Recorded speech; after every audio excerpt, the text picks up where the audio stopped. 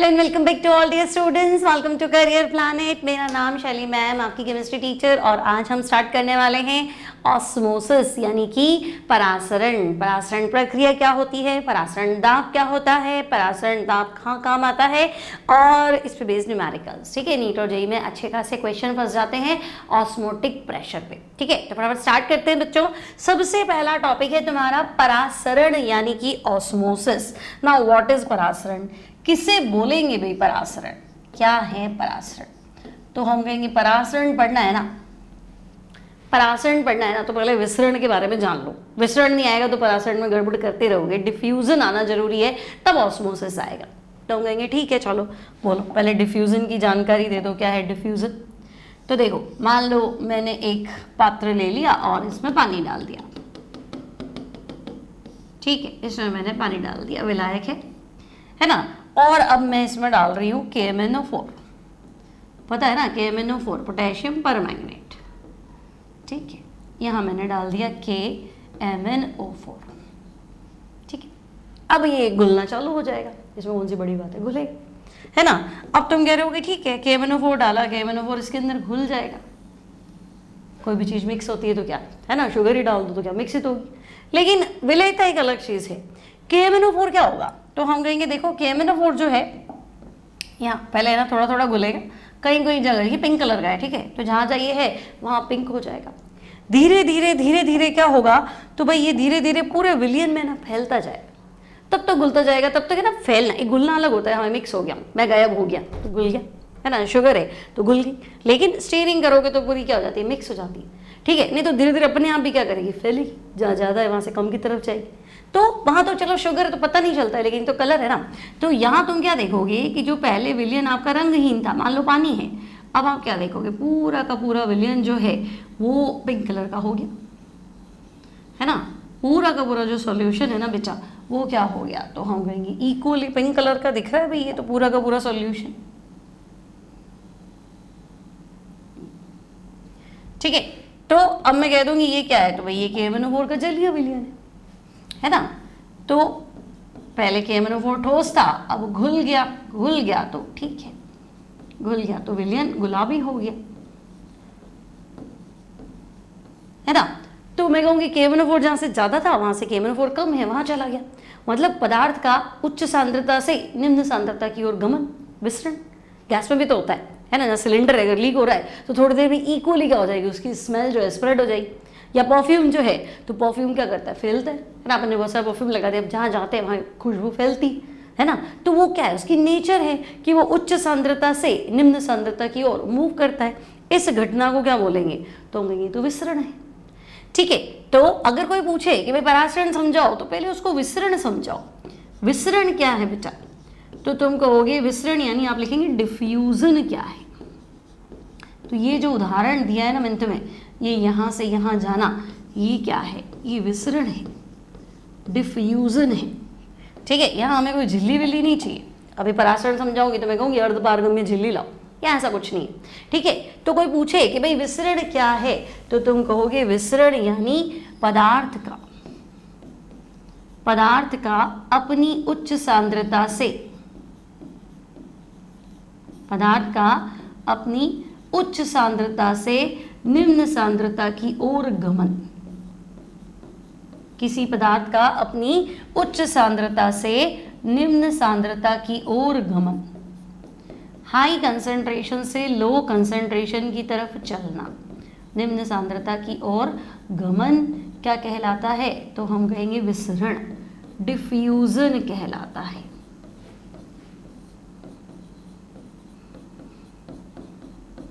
Clear, movement of a substance from high concentration to low concentration, पदार्थ का अपनी उच्च सांद्रता से निम्न सांद्रता की ओर गमन, तो हम कहेंगे विसरण कहलाता है। ठीक है, चलो विसरण मान लेते हैं। अब परासरण क्या होता फिर, है ना, अगर विसरण ये है तो परासरण क्या है, तो हम कहेंगे देखो विसरण में तो ये था, परासरण है ना, स्लाइड मिल जाएगी लिखी हुई। ठीक है, यहाँ मुझे कंपेयर करके डायग्राम बना है, ऐसे मैं इसको रफ कर रही हूँ। ठीक है, अब देखो परासरण मतलब मेरे पास वही एक पात्र है, यहाँ मैंने है ना एक किशमिश रख दी, ठीक है, जल से भरा पात्र है और मैंने किशमिश डुबो के रख दी। जल, अब क्या होगा? तो मैं कहूँगी किशमिश को पानी में रखते तो क्या ही हो जाता है, किशमिश फूल जाती है। और तो क्या होगा, है ना, कोई मतलब ऐसा कोई कलर वलर का तो मुझे वो दिखेगा नहीं। तो मैं कहूँगी हाँ ये जो है किशमिश ये थोड़ी फूल जाएगी। पहले मान लो सूखी हुई थी, पतली थी, तो थोड़ी पहले पिचकी हुई थी, तो अब थोड़ी ठीक हो जाएगी। तो हम कहेंगे अभी भी ये जल ही है ना, लेकिन ये जो किशमिश है ये फूल जाती है।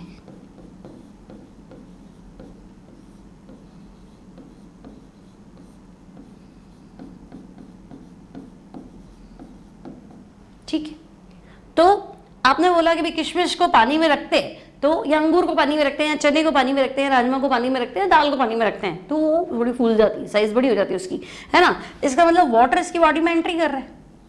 तो हम कहेंगे हाँ पानी जो है वो उसकी बॉडी में एंट्री कर रहा है, तभी तो ऐसा कुछ हुआ, पानी इसकी बॉडी में एंट्री कर रहा है, इसलिए ये स्वेल अप हो गई, फूल गई। तो जल का उच्च सांद्रता से, किशमिश के अंदर तो शक्कर है ना, मतलब शक्कर मतलब शुगर सॉल्यूशन है ना, अंदर शुगर है तो पानी कम है, और बाहर तो कोरा पानी, ओनली पानी है। तो जल का उच्च सांद्रता से किशमिश में एंट्री करना, सूखी किशमिश में एंट्री करना, है ना, तो हम कहेंगे कि भाई कम सांद्रता की ओर। अब किशमिश के अलावा मैं कुछ और डाल दूँ तो वहाँ नहीं होगा, किशमिश में मिलेगा, चने में मिलेगा, राजमा में मिलेगा, दाल में मिलेगा। मतलब मुझे कोई ऐसी चीज़ डालनी है जिसकी बाहरी परत जो है वो पानी को आने दे, विलायक को आने दे, विलय को नहीं आने दे। तो इसका मतलब कि ये जो किशमिश है इसकी बाहरी परत जो है ना बेटा, ये बिहेव कर रही है अर्धपारगम्य झिल्ली, समझे, अर्धपारगम्य झिल्ली। मतलब कि इसने क्या किया, सिर्फ पानी को आने दिया, पानी में अशुद्धि घुली हुई ना तो मना कर देगी, उसको नहीं आने देगी, ओनली और ओनली किसको एंट्री देगी, पानी को आने देगी, है ना। तो हम कहेंगे अच्छा ऐसा कुछ है, तो ये घटना जो है ना बेटा ये है परासरण। ठीक, तो मतलब अगर पानी में KMnO4 डालो और KMnO4 इक्वली स्प्रेड हो जाता है तो वो विसरण है। लेकिन अगर पानी में किशमिश रख दिया और किशमिश थोड़ी देर में फूल जाती है ना, इसका मतलब ये क्या है, परासरण। तो डिफरेंस समझ में है ना। विसरण में क्या है, तो विसरण में कोई पदार्थ जो है वो अपनी उच्च सांद्रता से कहाँ जाता है, निम्न सांद्रता की ओर। लेकिन परासरण में, तो परासरण में पानी चलेगा, वाटर मॉलिक्यूल मूव करेंगे, है ना। पानी जहां ज्यादा होगा वहां से कम, दिमाग में फिक्स कर लेना। परासरण में जल अपनी उच्च सांद्रता से निम्न सांद्रता की ओर जाएगा और SPM अर्धपारगम्य झिल्ली होना जरूरी है, नहीं तो गड़बड़ हो जाएगी। ठीक है, अब आपके बुक पे कुछ एग्जाम्पल दिए, देखो सूखे मटर, सूखे चने, किशमिश, इनको जब जल में रखते हैं तो ये फूल जाते हैं। बिना छिलके वाला उबला अंडा, इसको पानी में रखा तो ये भी फूल जाता है। मुरझाए हुए फूलों को शुद्ध जल में रखेंगे तो रिवाइव हो जाएंगे, क्योंकि पानी ले लेंगे, सूख गए थे, पानी की कमी हो गई थी तो वापस जीवित हो जाते हैं। और कच्चे आम, है ना, तो तुमने घर में देखा होगा मम्मी को कभी भी अचार डालना होता है तो उस चीज़ के ऊपर पहले नमक डाल देती, तो नमक बाहर ज़्यादा है तो पानी की सांद्रता बाहर कम होगी, तो पानी क्या करेगा, कच्चे आम को, कच्चे कैरी को, मिर्ची को, जो भी अचार तुम्हें डालना है उस सब्जी में से, उस फ्रूट में से पानी निकल के बाहर आ जाएगा। आई बात समझ में। तो पानी अगर बाहर आ जाएगा तो सिकुड़ जाएगा, और पानी बॉडी के अंदर चला जाएगा तो फूल जाएगी। तो हम कहेंगे हाँ, तो शुरू के 3 एग्जाम्पल देखो, तीनों में पानी जो है वो बॉडी के अंदर चला जाता है, इसलिए ये फूल जाती है ना। और नेक्स्ट में क्या है, तो हम कहेंगे कच्चे आम को लवणीय जल, लवणीय जल मतलब नमक के घोल में रख दिया तो ये सिकुड़ जाएगी। ठीक है, अब एक बॉइल्ड एग वाला क्वेश्चन आपके एग्जाम में आता है ना। आपको कहा जाए कि देखो बिना छिलके युक्त उबले अंडे, मतलब अंडे को उबाल दिया और उसका छिलका उतार दिया, ठीक है, तो एक को तो रखा शुद्ध जल में, एक को रखा लवणीय जल में। अब बेटा इसकी जो बाहरी झिल्ली है ना, मतलब बाहरी परत जो है वो कैसे काम करेगी, तो वो काम करती है अर्धपारगम्य झिल्ली। ये आपको लिखना है कि उबले अंडे की छिलके युक्त बिना छिलका, है ना, छिलके हटे हुए अंडे की नहीं, छिलके हटे हुए उबले अंडे की जो बाहरी परत है वो अर्धपारगम्य झिल्ली की तरह काम करती है। ठीक है, जब हम इसको शुद्ध जल में रखते हैं तो देखो अगर ये केस है, यहां रखा तो भाई यहां जल की सांद्रता बाहर ज्यादा है ना, सिर्फ पानी है ना तो पानी की सांद्रता ज्यादा है, जल की सांद्रता बाहर अधिक है। और जब तुमने उसको नमक के घोल में रखा है तो फिर जल की सांद्रता बाहर क्या है, कम है। तो हमें यहाँ कम है, जल की सांद्रता बाहर कम है, वहां बाहर ज्यादा थी। ठीक है, अब इससे क्या ही फर्क पड़ा? तो बेटा यहाँ पानी बाहर ज्यादा है, और मैंने तो आपको अभी सिखाया कि पानी ज्यादा से कम की ओर जाएगा। उबले अंडे के अंदर इतना पानी नहीं है, पानी में रख दे तो फिर पानी बाहर ज्यादा है, तो पानी यहाँ बॉडी के अंदर जाएगा। ठीक है, अब अगर पानी बॉडी के अंदर जाएगा तो वो चीज तो फूल जाएगी, तो हम कहेंगे हाँ। अब अगर बाहर से जल बॉडी के अंदर ज्यादा है जाएगा तो इसको हम बोलते हैं अंतः परासरण। कौन सी क्रिया होगी? तो हम लिखेंगे अंतः परासरण की क्रिया होगी। समझे मेरी बात? कौन सी क्रिया होगी? अंतः परासरण की क्रिया होगी। ठीक है, अब एंड ऑस्मोसिस होगा, अंतः परासरण होगा, पानी इसकी बॉडी के क्या होगा? अंदर चला जाएगा। चलो मान लिया पानी बॉडी के अंदर चला गया, उससे क्या होगा?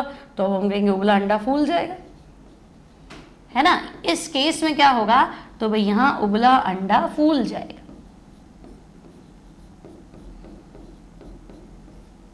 ठीक है, स्वेलअप हो जाएगा। अब यहां तो देखो बाहर लवणीय जल है, नमक है ना। बाहर क्या है? नमक वाला पानी है, मतलब पानी तो है लेकिन नमक है। तो यहाँ बाहर पानी की सांद्रता कम है, तो अंडे में तो ओनली पानी है, तो यहाँ से पानी जो है बाहर आए।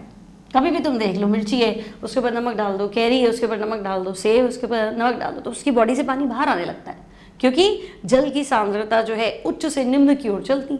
तो फ्रूट तो बिल्कुल रसीला होता है, पानी ज़्यादा होता है, नमक डालते उसका पानी जो है बॉडी से बाहर आता है। ठीक है, तो हम कहेंगे भाई जल की सांद्रता बाहर कम थी, पानी बॉडी से बाहर आएगा, मतलब कौन सी क्रिया होगी? तो बाह्य परासरण, है ना बेटा। कौन सी क्रिया होगी? तो हम कहेंगे इस बार होगा एक्सऑस्मोसिस, बाह्य परासरण की क्रिया। ये बोर्ड एग्जाम में सवाल आ चुका है बच्चों, ध्यान रखना, है ना। बोर्ड एग्जाम में सवाल आ चुका है। अब उबले अंडे की जगह तुम्हें कच्चे आम दे दे, कैरी दे दे, तो ये मत कहना आपने ये कराया वो आ गया, ऐसा कुछ भी आ सकता है। ठीक है, ग्रेप्स भी आ सकता है, किशमिश भी आ सकता है। तो बाह्य परासरण की क्रिया होगी और अंडा, तो हम कहेंगे अंडा सिकुड़ जाएगा, है ना, श्रिंक हो जाएगा। अंडा क्या होगा? तो हम कहेंगे अंडा सिकुड़ जाएगा, श्रिंक हो जाएगा भाई। ठीक है, तो यहां तो होता है बच्चों एंड ऑस्मोसिस, अंतः परासरण, यानी तो हम कहेंगे एंड ऑस्मोसिस होगा। और यहां क्या है? बाह्य परासरण, तो हम कहेंगे एक्स ऑस्मोसिस, है ना। बाह्य परासरण क्या होगा? X osmosis. क्लियर है? कोई टेंशन नहीं, सिंपल सिंपल से सवाल है, तो मैं ओके चलो। अब आपने देखा कि भाई आपने अंडे वाला केस लिया, किशमिश वाला केस लिया, आपने क्या अर्धपारगम्य झिल्ली। तो टोटल झिल्लियों की बात करें, मेम्ब्रेन्स की बात करें, तो बेटा मेम्ब्रेन्स जो है वो 3 प्रकार की होती है। एक तो होती है अपारगम्य झिल्ली, है ना, इम्परमिएबल, जो किसी को आने ही नहीं देगी। अपारगम्य झिल्ली जो साफ मना कर देगी कि ना तो विलय आएगा ना विलायक आएगा, कोई नहीं आएगा। ठीक है, दूसरी है अर्धपारगम्य झिल्ली, है ना, आधी पारगम्य है अर्धपारगम्य झिल्ली। और तीसरी है पारगम्य झिल्ली, परमिएबल मेम्ब्रेन, पारगम्य झिल्ली। ठीक है, अब क्या है? तो देखो अपारगम्य झिल्ली जो साफ मना कर देगी कि अंदर आना ही नहीं है ना, जैसे पॉलीथीन, तो पॉलीथीन क्या कर देगी? वाटर प्रूफ बना देती, ना तो पानी को आने देगी ना नमक को आने देगी, किसी को भी नहीं। तो आप बताएंगे कि भाई अपारगम्य झिल्ली विलेय व विलायक, ना तो विलेय को आने देगी न ही विलायक को आने देगी। तो विलेय व विलायक दोनों के प्रवेश को रोकती है, विलेय व विलायक दोनों के प्रवेश को रोकती है। ठीक है, तो भाई अपारगम्य झिल्ली इम्परमिएबल, किसी को भी नहीं आने देना है। और पारगम्य झिल्ली तो ये कहेगी विलेय भी आएगा और विलायक भी आएगा। तो विलेय व विलायक दोनों को प्रवेश करने देती है। विलेय को भी एंट्री देगी, विलायक को भी एंट्री देगी, दोनों को प्रवेश करने देती है।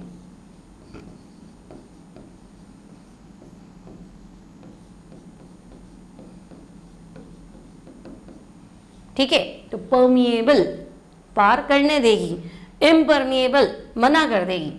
अर्धपारगम्य झिल्ली, तो अर्धपारगम्य मतलब आधा काम, तो विलय को तो मना कर देगी, पानी को आने देगी। मतलब अगर मैं नमक के घोल में कुछ रख दूं तो पानी अंदर बाहर आ जा सकता है, नमक नहीं आएगा, है ना। तो अर्धपारगम्य झिल्ली केवल विलायक को प्रवेश देती है, ठीक है, केवल विलायक को प्रवेश देती है, ठीक है। अब अपने कोर्स में तो यही है, अर्धपारगम्य झिल्ली, अपन को उन दो की तो मतलब ही नहीं है। सेमी परमिएबल मेम्ब्रेन SPM, है ना। इसको आपको याद रखना, मैं बार बार अर्धपारगम्य झिल्ली नहीं लिखूंगी, मैं क्या लिखूंगी, तो मैं लिखूंगी सेमी परमिएबल मेम्ब्रेन, है ना बेटा। सेमी परमिएबल, सेमी मतलब आधा, सेमीफाइनल खेलते हैं ना, कि आधा तो जीत गए, बस आधा ही बाकी है, वो परमिएबल और ये इम्परमिएबल, और अपने काम का है सेमी परमिएबल मेम्ब्रेन SPM। ठीक है भाई, बोलो इसके बारे में क्या ही है। तुम कहेंगे देखो अब होगा क्या, परासरण की क्रिया है तो सेमी परमिएबल मेम्ब्रेन काम में आएगी। किसकी बनी होती, तो हम कहेंगे सेल्यूलोज एसीटेट की हो सकती है, सुअर की चर्बी की बनती है, या सुअर की जो जंतु झिल्ली है उसकी होती है, वनस्पति झिल्ली, जंतु झिल्ली, पादप झिल्ली आप बोल दो, या पोटेशियम फेरोसाइनाइड की बनती है, या फिर पर्चमेंट पेपर की बनती है, सेलोफेन की बनती है, बहुत कुछ है ना। तो आपसे पूछे कि भाई अर्धपारगम्य झिल्ली कौन सी है, तो आप कहेंगे एनिमल मेम्ब्रेन, जंतु झिल्ली जो है वो पक्का है, कैसे बिहेव करती है, अर्धपारगम्य झिल्ली की तरह। पादप झिल्ली जो है ना, प्लांट मेम्ब्रेन, वो भी कैसे बिहेव करती है, अर्धपारगम्य झिल्ली की तरह। सेलोफेन या पर्चमेंट पेपर,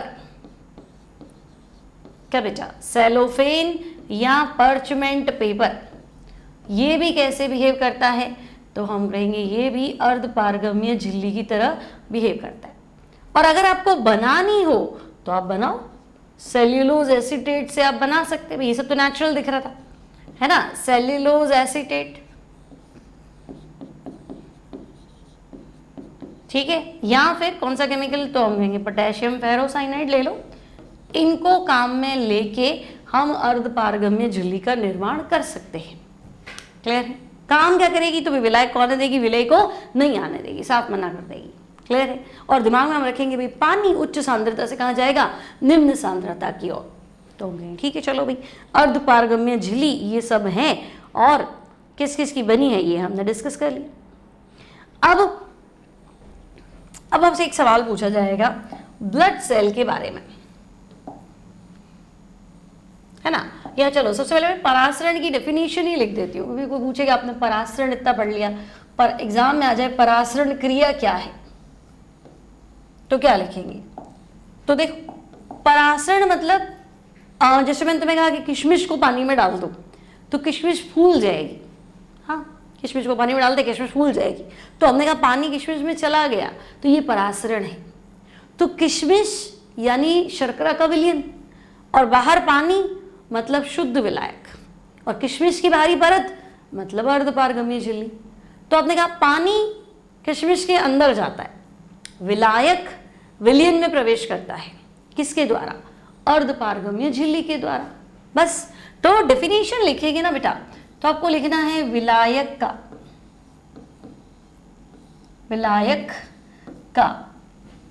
अर्धपारगम्य झिल्ली द्वारा, विलायक का अर्धपारगम्य झिल्ली द्वारा विलयन में प्रवेश करना, विलायक का सेमी परमिएबल मेम्ब्रेन अर्धपारगम्य झिल्ली द्वारा विलयन में प्रवेश करना, विलयन में प्रवेश करना परासरण कहलाता है।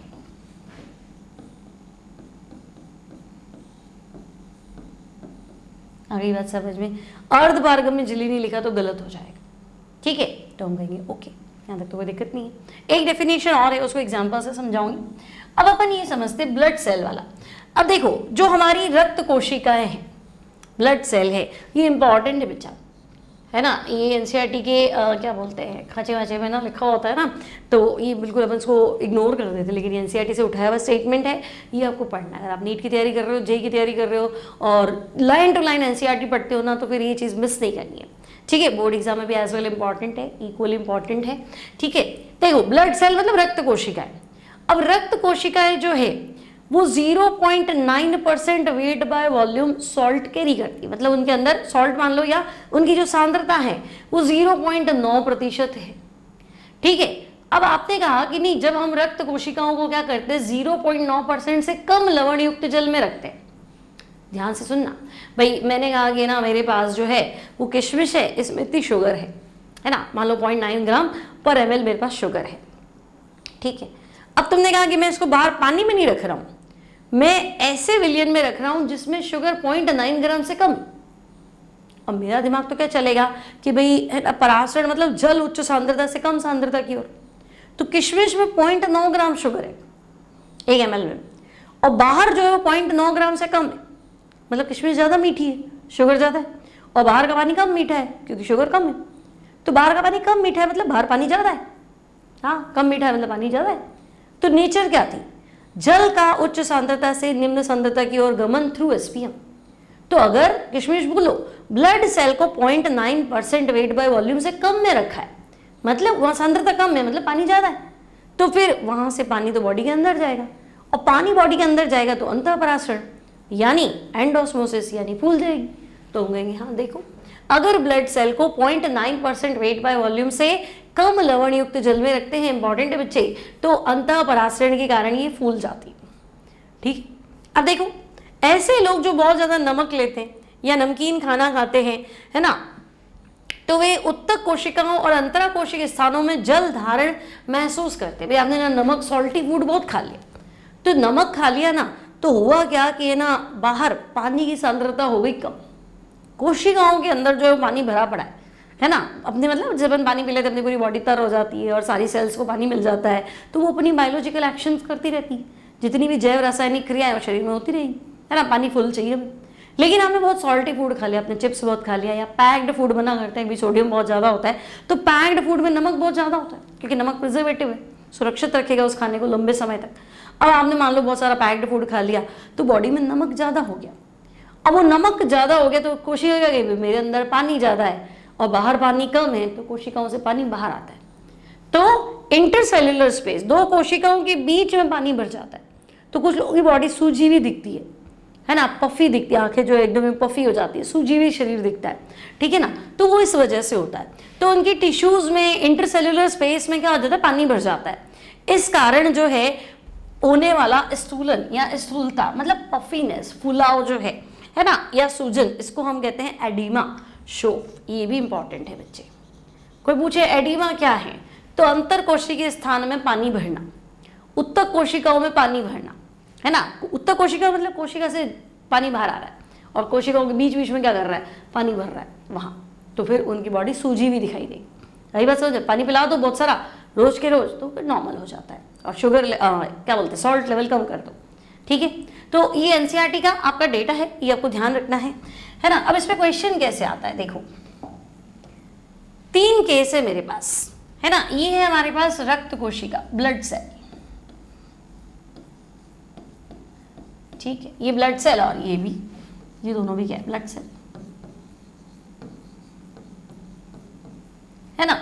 अब ब्लड सेल को हमने अलग अलग, है ना, पहले हमने 0.9% सांद्रता से कम वाले में विलियन में रखा, है ना, ये बाहर गया विलियन रखा है, ठीक है। दूसरी बार हमने जो विलियन लिया है वो कितना है, 0.9% वेट बाय वॉल्यूम कंसंट्रेशन का ही, और यहां पे भी ये विलियन जो है ये इतना ही है, ठीक है। हमने ब्लड सेल को ऐसे रखा है। अब देखो ब्लड सेल के अंदर जो कंसंट्रेशन है वो भी 0.9% होती है, बाहर भी 0.9% है। मतलब मैंने किशमिश को ऐसे विलियन में रखा है जिसमें शक्कर उतनी है या शुगर की कंसंट्रेशन उतनी है जितनी किशमिश के अंदर थी। तो किशमिश के अंदर sugar concentration 0.9% weight by volume है, और बाहर भी अगर 0.9% वेट बाय वॉल्यूम है, तो अंदर भी उतना ही मीठा है और बाहर भी उतना ही मीठा है, तो पानी कहेगा कहाँ जाना है, मैं तो ज़्यादा हूँ ही नहीं, मैं तो हर जगह बराबर हूँ। तो फिर यहाँ नो रिएक्शन, ना तो रक्त कोशिका जो है वो फूलेगी, ना जो है वो सिकुड़ जाएगी। अब देखो बाहर की सांद्रता कम है, तो बेटा कम सांद्रता मतलब बाहर पानी ज्यादा है, सांद्रता कम यानी पानी ज्यादा। तो अब तुमने तो पढ़ा था कि पानी जहां ज्यादा होता है वहां से कम चलेगा, और इसकी बाहरी झिल्ली जो है वो अर्धपारगम्य झिल्ली, सेमी परमिएबल मेम्ब्रेन की तरह बिहेव करती है। रक्त कोशिका की जो बाहरी झिल्ली है वो अर्धपारगम्य झिल्ली, सेमी परमिएबल मेम्ब्रेन की तरह बिहेव करती है। ठीक है, तो आप कह रहे हो बाहर विलियन है जिसकी सांद्रता 0.9% से कम है, मतलब बाहर पानी ज्यादा है, तो पानी यहां अंदर चला जाएगा। तो आपको यहां बताना भाई यहां ब्लड सेल जो है वो फूल जाएगी। ठीक है ना, ब्लड सेल फूल जाएगी, स्वेलअप हो जाएगी। और वहां देखो तो हम कहेंगे बाहर 0.9% से ज्यादा सांद्रता है, मतलब पानी जो है वो कम है। अब पानी कम है तो बॉडी से पानी क्या होगा, बाहर आएगा, है ना। तो भाई यहां क्या होगा, तो यहां होगी बाह्य परासरण की क्रिया। समझे मेरी बात, क्लियर। अगर किशमिश को ऐसे विलियन में रखूं जहां शुगर जो है वो किशमिश के कंपैरेटिवली कम है, मतलब वहां इतनी मिठास नहीं रहती किशमिश के अंदर है, तो तुम कहोगे अच्छा बाहर का विलियन फीका है, मतलब पानी ज्यादा है, पानी ज्यादा है तो अंदर चला जाएगा। तो यहां तो ऐसे ही हुआ था, है ना। यहां पानी कम है, किशमिश के अंदर उल्टा पानी ज्यादा है, ठीक है ना। यहाँ सांद्रता ज्यादा है, मतलब बाहर का विलियन किशमिश से ज्यादा मीठा है, तो फिर किशमिश जो पिचक जाएगी, बाहर आ जाएगा। ठीक है, तो यहाँ बाह्य परासरण की क्रिया होगी और तुम क्या बोलोगे, तो तुम बोलोगे किशमिश नहीं, सॉरी किशमिश तो यानी ब्लड सेल है, तो ब्लड सेल सिकुड़ जाएगी, है ना। पिछली बार क्या हो गई थी, तो हम कहेंगे पिछली बार तो फूल गई थी, अब क्या हो जाएगी, तो भाई अब सिकुड़ जाएगी, इतनी सी बात है। ठीक है, यहाँ पे फूल जाएगी, अंतः परासरण हुआ था यहाँ पे एंड ऑस्मोसिस, है ना बेटा। यहाँ क्या हुआ था, तो हम कहेंगे एंड ऑस्मोसिस, क्योंकि पानी बाहर ज्यादा था इसलिए पानी बॉडी के अंदर चला गया, और वहां हो जाएगा एक्स ऑस्मोसिस। ठीक है, अब हम डिस्कस करते भी परासरण की दिशा बताओ, डायरेक्शन बताओ। तो ये विलायक है, ये विलियन है। अब विलायक मतलब सिर्फ पानी है, और विलियन मतलब शक्कर घोल दिया आपने, तो आपने तो पढ़ा था जल जहां ज्यादा है वहां से कम की तरफ जाएगा, तो ये तो यहां जाएगा, इसमें क्या, तो आपका डेफिनेशन भी बन जाएगा, है ना। विलायक का एसपीएम द्वारा, है ना, या विलायक के अणुओं का अर्धपारगम्य झिल्ली द्वारा, विलायक के अणुओं का अर्धपारगम्य झिल्ली, सेमी परमिएबल मेम्ब्रेन, अर्धपारगम्य झिल्ली द्वारा विलियन में प्रवेश, है ना, मूव कर जाएगा विलियन में प्रवेश, क्या होगा, तो हम कहेंगे परासरण होता है या परासरण कहलाता है।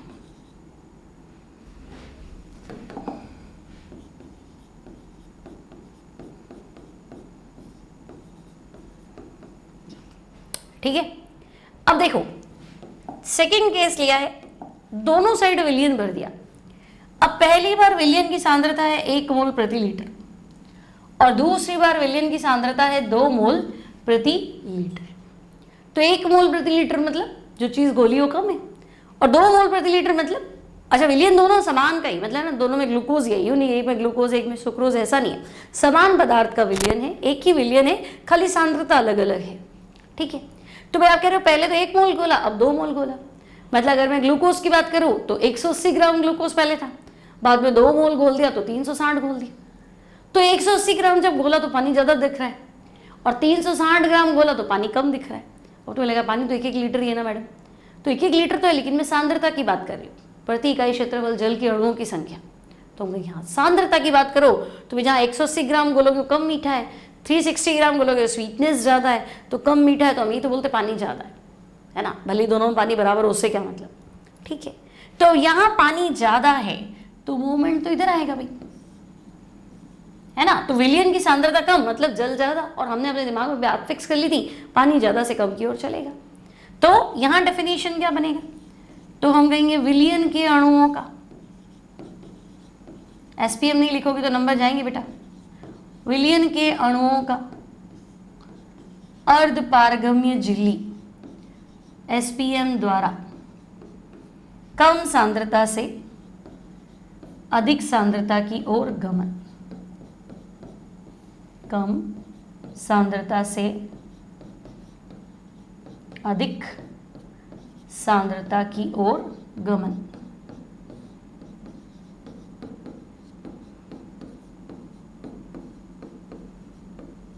ठीक है, उसे हम क्या बोलेंगे, तो भाई उसको भी हम परासरण कहते हैं।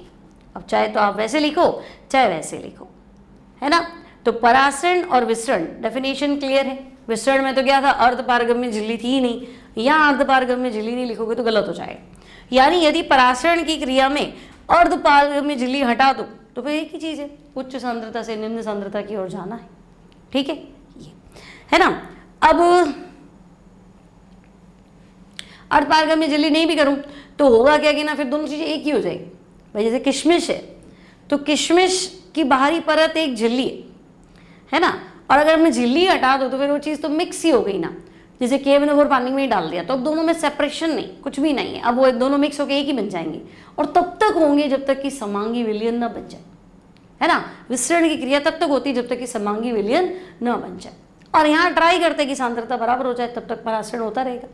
ठीक है, ये अब अगर आपसे पूछा जाए कि नहीं आप तो ऐसा करो, परासरण दाब को समझाओ, ऑस्मोटिक प्रेशर, परासरण दाब, इसको दर्शाते हैं पाई से। तो हम कहेंगे देखो विलायक है, विलयन है, अर्धपारगम्य झिल्ली है, और पक्का है विलायक विलयन में जाएगा, तो रास्ता दौड़ना है जो जाएगा, गेट लगा हुआ भाई, प्रेशर लगाएगा, है ना, और प्रेशर लगाएगा, एंट्री करेगा और कर लेगा, इतना दाब है इसमें कि एंट्री लगाएगा। ठीक है, तो मैं लिखूं विलायक के अणुओं का, विलायक के अणुओं का विलयन में प्रवेश करने के लिए, विलायक है यहां जाना चाहता है, बीच में झिल्ली है, तो विलायक के अणुओं का विलयन में प्रवेश करने के लिए, विलयन में प्रवेश करने के लिए अर्धपारगम्य झिल्ली पर लगाया गया दाब, कितना प्रेशर आप अप्लाई करते हो अर्धपारगम्य झिल्ली पर लगाया गया दाब, परासरण दाब कहलाता है।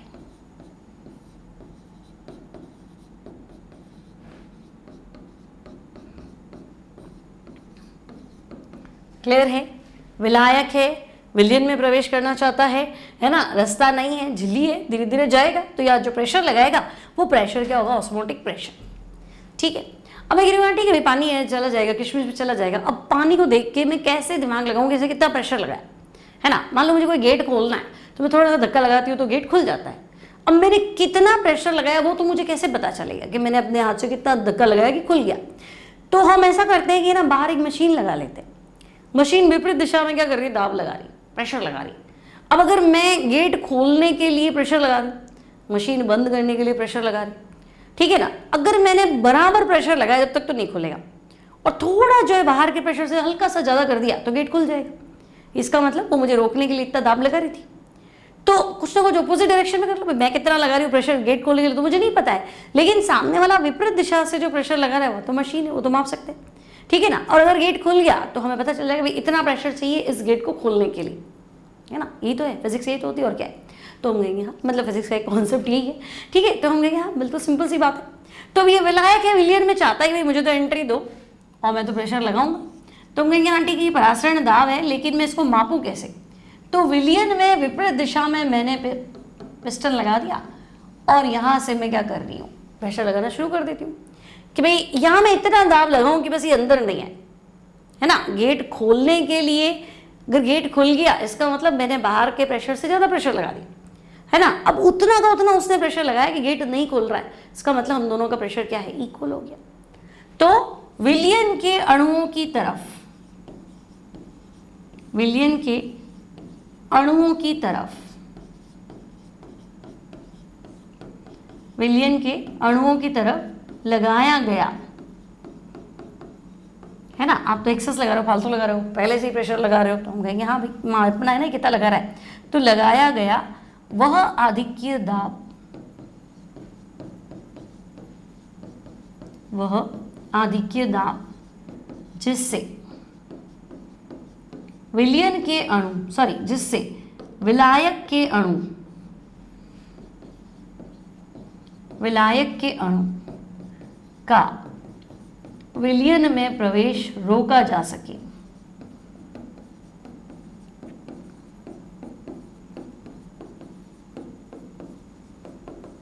है ना, बस आप रोक दो इसको भाई, ये अपना 10 न्यूटन पर ना क्या बोलते हैं मीटर स्क्वायर का प्रेशर लगा रहा है ना, या 1 ATM प्रेशर लगा रहा है इसके अंदर जाने के लिए, आप रोक दो तो आपको भी इतना ज़्यादा प्रेशर लगाना पड़ेगा। तो वो परासरण दाब नहीं है, परासरण दाब के बराबर का दाब है, मापने का तरीका है। ठीक है, तो हम कहेंगे ओके चलो बात तो ठीक ही कह रहे हैं, है ना।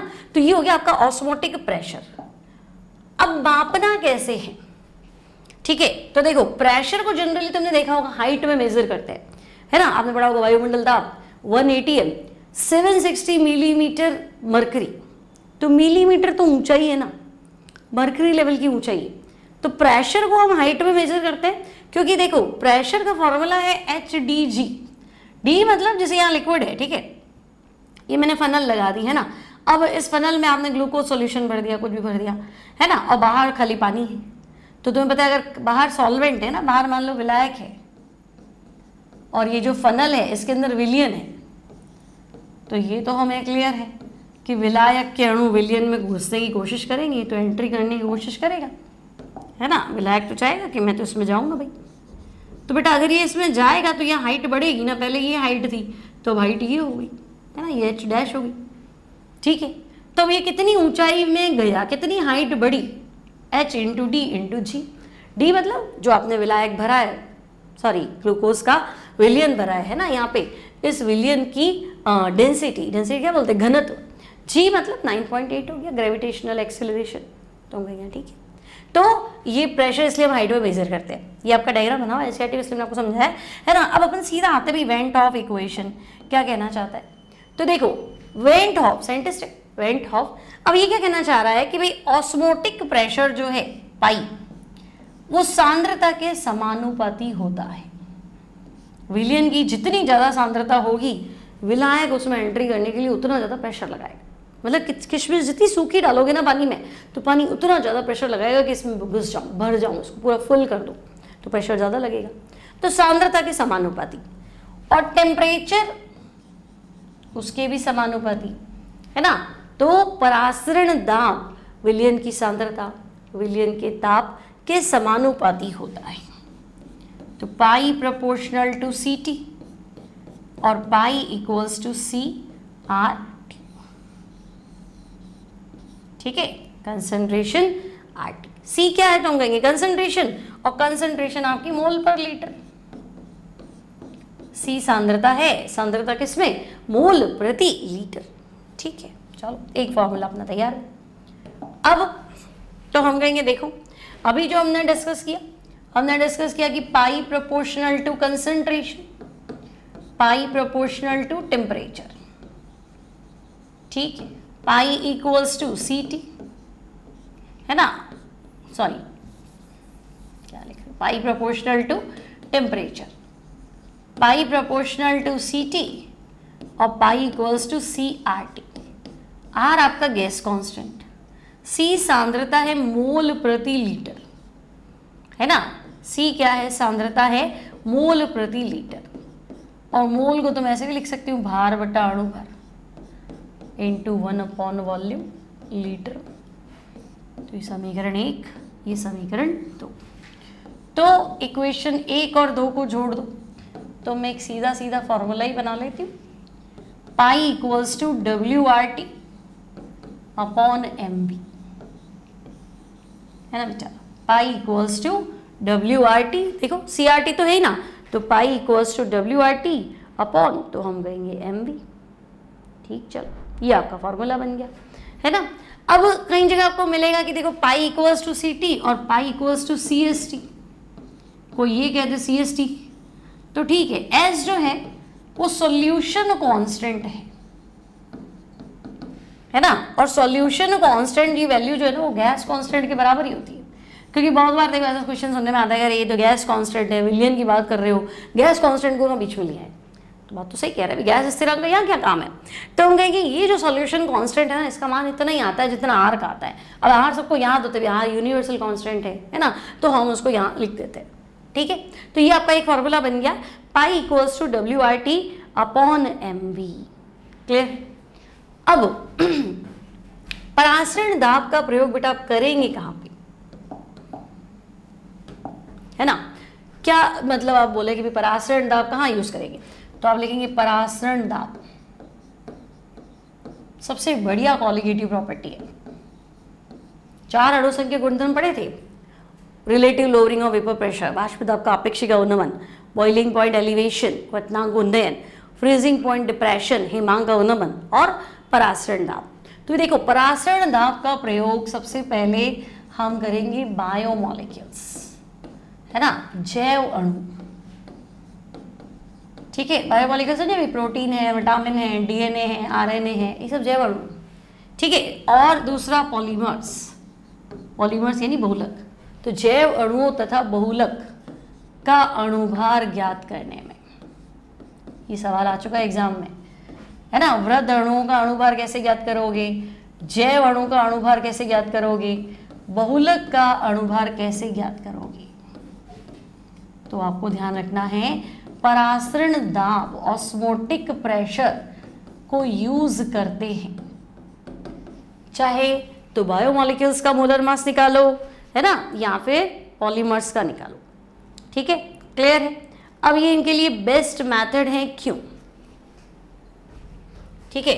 परासरण दाब द्वारा अणुभार ज्ञात करना, परासरण दाब द्वारा अणुभार ज्ञात करना बेस्ट कॉलिगेटिव प्रॉपर्टी है, ठीक है। हिंदी लिखने में थोड़ा टाइम लगता है भाई, ज्ञात करना बेस्ट मेथड ऐसे लिख दो, सबसे बढ़िया। आपको कहीं बॉइलिंग पॉइंट से आंसर निकालो, फ्रीजिंग पॉइंट डिप्रेशन से आंसर निकालो, हम कहेंगे नहीं, ऑस्मोटिक प्रेशर से निकाल देंगे, बेस्ट मेथड है। क्यों, तो भाई बहुत सारी वजह है, देखो अब बहुत सारी वजह में क्या भाई, आपने जैव अणु का परासरण दाब निकाल के मोलर मास निकाल दिया, तो मोलर मास तो हर फॉर्मूले में आया था, RLV भी बताया था, P0 minus PS upon P0 equals to small w capital M capital W small m। तो आप वाष्प दाब निकाल लेते, तो हम कहते निकाल तो बहुत कुछ करते। अब क्वथनांक है, हिमांक है, तो पहले बॉईल करो, फ्रिज करो, है ना, तो थोड़ा सा कंज्यूमिंग है टाइम, और एक प्रॉपर टेम्परेचर चाहिए, कौन सी चीज़ कब बॉईल हो रही, इसके लिए क्या है, तो भाई इसको हम रूम टेम्परेचर पे माप सकते हैं। ये रूम टेम्परेचर पर, कमरे के ताप पर मापन किया जा सकता है ना, it can be measured at room temperature. परासरण दाब को हमें ज़्यादा एफर्ट्स डालने की जरूरत है नहीं, ठीक है ना। ये की जगह इसका लिख देती हूँ, इसका रूम टेम्परेचर पे भी हम क्या कर सकते हैं, तो हम ऑस्मोटिक प्रेशर को रूम टेम्परेचर पे माप सकते हैं, दिक्कत ही क्या है। अब परासरण दाब में क्या करते हैं, हम मोलरिटी ले लेते हैं, पाई इक्वल्स टू CRT। सी क्या था, सांद्रता, सांद्रता क्या थी, मोल प्रति लीटर। तो मोलारिटी जनरली हमारे जितने भी सॉल्यूशंस है वो मोलारिटी पे चलते हैं, है ना। तो हम कहेंगे कि परासरण दाब माप लेते हैं, ठीक है। तो इसके मापन में, बाकी सब ध्यान रखो, सब में मोलैलिटी था, सिर्फ यहीं इसके मापन में मोललता के स्थान पर, अगर आपको परासरण दाब मापना है तो आप मोलैलिटी की जगह क्या लेते हैं, मोलरता, मोलैरिटी का प्रयोग करते हैं, ठीक है। ऑस्मोटिक प्रेशर मेजर करना है तो आप मोलैलिटी की जगह क्या ले लो, तो भाई हम मोलैरिटी ले लेते हैं, ठीक है। एक तो ये हो गया, इजी हो गया, मोलैरिटी मापना इजी होता है। और नेक्स्ट तो देखो वाष्प दाब का अवनमन, क्वथनांक उन्नयन, ये बहुत छोटे छोटे डेटा थे। क्वथनांक उन्नयन 0.1 आया, अब मैं कितनी बार रीडिंग ले 0.1 0.2 है ना, हिमांक का 1.1 से डाउन हुआ, 0.2 से डाउन हुआ, तो बहुत छोटी वैल्यू है, लेकिन परासरण दाब आएगा आपको इतना, है ना, मतलब 2 ATM 3 ATM 4 ATM ऐसे आएगा। तो आप क्या बताओगे, अन्य अणुसंख्यक गुणधर्मों की जगह, अन्य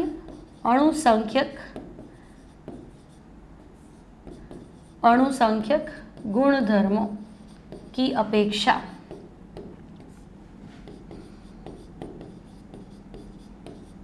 परासरण दाब का मान अधिक प्राप्त होता है, मतलब मेजरेबल है। ठीक है, तो इसकी क्या बोलते हैं, काउंटिंग इजी होती है, अधिक प्राप्त होता है। ठीक है, दूसरी जितनी भी क्वालिटेटिव प्रॉपर्टीज है ना, इससे इसकी मतलब जो वैल्यू है वो क्या है, ज्यादा प्रॉपर्टी है, ज्यादा इसकी वैल्यू, मैग्नीट्यूड जो है वो ज्यादा है। आगे बात समझ में ये है ना, मैं ऐसे लिख देती हूँ उसका भी मैग्नीट्यूड, परिणाम नहीं, मैग्नीट्यूड क्या होता है, परिमाण जो है, परासरण दाब जब मापते हैं तो मैग्नीट्यूड जो है वो क्या होता है, ज्यादा होता है। क्लियर, तो ये थियरी है, थोड़ा ध्यान रखेंगे भाई ऑस्मोटिक प्रेशर का यूज क्या करेंगे, तो हम कहेंगे जैव अणु है, बहुलक है, उनके लिए बेस्ट मेथड है, उनका अगर अणुभार मापना है तो इससे, ठीक है ना। फिर इसको हम रूम टेम्परेचर पे माप सकते हैं, या हम मोलारिटी को यूज करते हैं और इसकी वैल्यू दूसरों की कंपैरेटिवली क्या आ रही है, ज्यादा आ रही है। ठीक है, अब अगर आपसे पूछा जाए जैव अणु और पॉलीमर्स, इन्हीं के लिए क्यों माप रहे हो, मतलब परासरण दाब का प्रयोग, तो तुम क्या बोलोगे कि भाई इनके अणुभार ज्ञात करने के लिए यह विधि जैव अणु परासरण दाब मापन विधि है ना, यह विधि जैव अणु और पॉलीमर्स यानी बहुलक के लिए बेस्ट है। ठीक है बच्चों, ये बोर्ड में तो नहीं आते, लेकिन ये नीट जेई में थियरी में आप फंस जाओगे, इसलिए मैं सारा आपको देखो इतना थियरी वाला मैटर दे रही हूँ, है ना। इनके लिए ये बेस्ट है, क्यों, तो तुम क्या लिखोगे कि भाई देखो, एक तो अगर मैं बहुलक की बात करूं तो बहुलक मतलब समझे तुम, जैसे पॉलीथीन है ना, बहुलक क्या, पॉलीथीन मतलब पॉलीथीन, बहुत सारी इथीन, और तो भाई कितने हैं, बहुत सारे तो मान ली मैंने, कितने 100 200 500, तो एक तुम मुझे अणुभार दोगे और मुझे एक इथीन का अणुभार पता है, तो मैं दिमाग तो लगाऊंगी कि अच्छा 100 जने मिलके बना रहे हैं, 200 जने मिलके बना रहे हैं, तो अणुभार तो देना पड़ेगा ना, है ना। और प्रॉब्लम क्या है कि तुमको क्वथनांक उन्नयन निकालो, तो क्वथनांक उन्नयन आपने क्या पढ़ा था, जब अवाष्पशील विलय को मैं विलायक में घोलूं, तो घोल दो पॉलीथीन को, घुलेगा ही नहीं, तो हम कहेंगे ये क्या मुसीबत है, तो बहुलक तो घुलता ही नहीं है ना, तो गड़बड़ हो जाएगी ना। तो मैं कौन सी विधि लेऊंगी, मैं अणुभार निकालूं, क्वथनांक, हिमांक और वाष्पदाब, इसके लिए घुलना जरूरी, तो आप कहोगे नहीं भाई, है ना, बहुलक तो आपका घुलना ही बंद हो गया। ठीक है, और अगर मैं कहूँ कि भाई बायोमॉलिक्यूल, जैव अणु, तो जैव अणु तो उच्च ताप पर स्थायी नहीं है ना, विटामिन वगैरह इनको बॉयल करने की बात सोचोगे तो अनस्टेबल है भाई, तो ये उच्च ताप पर अस्थायी होते हैं, समझे मेरी बात। जैव अणु जो है ना बेटा, हाई टेम्परेचर पे क्या है, अनस्टेबल, और जब तुम बहुलक पे आओगे तो फिर ये क्या है, तो ये घुलते ही नहीं। तो अब हमारे लिए तो दो ही चीजें थी कि घुलना भी चाहिए, है ना बेटा, घुलना भी चाहिए और हाई टेम्परेचर पे क्या होना चाहिए, स्टेबल भी होना चाहिए। ना तो ये घुलते हैं, ना हाई टेम्परेचर पे क्या होते हैं, स्टेबल होते हैं। इस चक्कर में हम फंस जाते हैं। क्लियर, तो हम परासरण दाब, अब यहाँ परासरण दाब में तो तुम्हें ना तो कोई गर्म करने का टेंशन है, ना तुम्हें उसको घोलने का टेंशन है ना, आराम से आपको ऑस्मोटिक प्रेशर निकालना है। ठीक है, अब क्वेश्चन है देखो, 300 केल्विन पे यूरिया के 0.2 मोलर सॉल्यूशन का परासरण दाब, तो बेटा फॉर्मूला पढ़ा था ना, पाई इक्वल्स टू CRT, है ना, तो pi equals to C concentration कितनी 0.2, R की वैल्यू है ना, R की वैल्यू ATM में होती है 0.0821 ATM into litre mole inverse kelvin inverse, तो 0.2 इंटू 0.0821 और टेम्परेचर कितना रखेंगे 300 केल्विन। ठीक है बच्चे, आंसर अपने आप फाइंड कर लेंगे। तो यहाँ आंसर जो आएगा दैट इज कितना है 4.92 ATM है भाई, है ना। तो कैलकुलेट आप करेंगे 4.92 ATM। क्लियर है, यहाँ तक की सारी बात समझ में आ रही है ना। आगे बढ़ते हैं। एक कॉन्सेप्ट है तुम्हारे पास रिवर्स ऑस्मोसिस, व्युत्क्रम परासरण। ठीक है, व्युत्क्रम परासरण, रिवर्स ऑस्मोसिस। पहला सवाल आता है कि कहाँ काम आएगा, तो तुम इसको लिखना क्या बोलते हैं, लवणीय जल के विलवणीकरण हेतु। ठीक है, लवणीय जल के विलवणीकरण, डिसलाइनेशन, विलवणीकरण हेतु। ठीक है क्या भाई रिवर्स ऑस्मोसिस? रिवर्स ऑस्मोसिस है क्या? तो देखो रिवर्स ऑस्मोसिस है ना बेटा, आरओ, आरओ का कॉन्सेप्ट समझे। आरओ लिखते हैं घर में, आरओ लगता है ना, टंकी से क्या करते हैं, पाइप कनेक्ट कर देते हैं, मशीन लगा देते हैं, मशीन आपकी बिजली से चलती है ना। तो रिवर्स ऑस्मोसिस मतलब तुम यहाँ पे तो भर दो लवणीय जल, ठीक है, जो भी अपने घर में पानी आ रहा है ना वो लवणीय जल, ठीक है, और यहाँ है तुम्हारे पास शुद्ध जल, ये भी ठीक है भाई, एक लवणीय जल और एक शुद्ध जल, बीच में अर्धपारगम्य झिल्ली।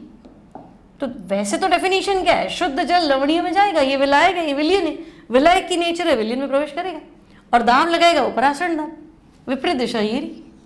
अब यहां मैंने क्या किया है, यहां मैंने लगाया है बाह्य दाब, किससे ज्यादा, परासरण दाब। तो यदि विलयन वाली दिशा पे परासरण दाब से ज्यादा लगा दो, परासरण दाब मतलब ये इसमें एंट्री करना चाहता है, तो हमें तो पता है इसका परासरण दाब इतना है, विपरीत दिशा में ज्यादा लगा दो, तो ज्यादा लगाओगे, बराबर लगाओगे तो ये रुक जाएगा, और ज्यादा लगाओगे तो भाई यहां से जल निकल के यहां आएगा, है ना। ध्यान रखना, अर्धपारगम्य झिल्ली केवल विलायक को आने देगी, तो जो तुम्हारा खारा पानी है, अशुद्ध पानी है, अशुद्धियां तो यही रह जाएगी, सिर्फ पानी निकल के यहाँ आएगा। तो आरओ तो होंगे कहना बढ़िया है ना, समुद्र का पानी हम इससे कन्वर्ट कर देंगे, लेकिन बिजली कितनी खाएगा, है ना। और फिर एक बोतल तो मैं ना बिस्लेरी की 10 रुपए की पड़ती, तो महंगी पड़ती है ना। रीज़न क्या, ये रीज़न है, तो ये थोड़ा कॉस्टली हो जाता है, ठीक है। तो बताना क्या है आपको, तो आपको बताना है परासरण के विपरीत जो क्रिया है ना। आपको इस स्लाइड मिलेगी तो उसमें लिखा हुआ मिल जाएगा, अभी कैमरे की बैटरी बंद होने वाली है, तो मैं आपको डेफिनेशन बोल के लिखवा देती हूँ। क्या लिखोगे, यदि विलयन के अणुओं पर परासरण दाब से अधिक दाब लगाया जाए तो परासरण की क्रिया विपरीत हो जाती है, अर्थात विलयन में से विलायक के अणु अर्धपारगम्य झिल्ली द्वारा निकलकर विलायक में आ जाते हैं। यानी विलवणीय जल का शुद्धिकरण करना है तो आपका ये प्रोसेस है रिवर्स ऑस्मोसिस, ठीक है। तो आपको या तो सीधा सिंपल डेफिनेशन क्या लिखो, तो आप लिख दो यदि विलयन के अणुओं पर परासरण दाब से अधिक दाब लगाया जाए, ठीक है, विलयन के अणुओं पर परासरण दाब से अधिक दाब लगाया जाए,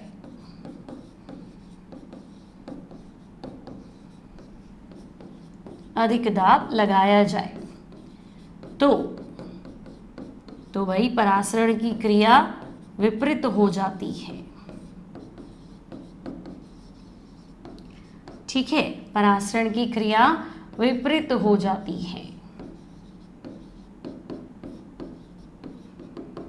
है ना। अब विपरीत में क्या होगा, क्या विलयन विलायक में चलेगा, तो हम कहेंगे नहीं, विलयन विलायक में नहीं चलेगा, विलयन में से भी विलायक ही चलेगा, क्योंकि अर्धपारगम्य झिल्ली केवल विलायक को एंट्री देती है, अर्थात विलयन में से विलायक के अणु अर्धपारगम्य झिल्ली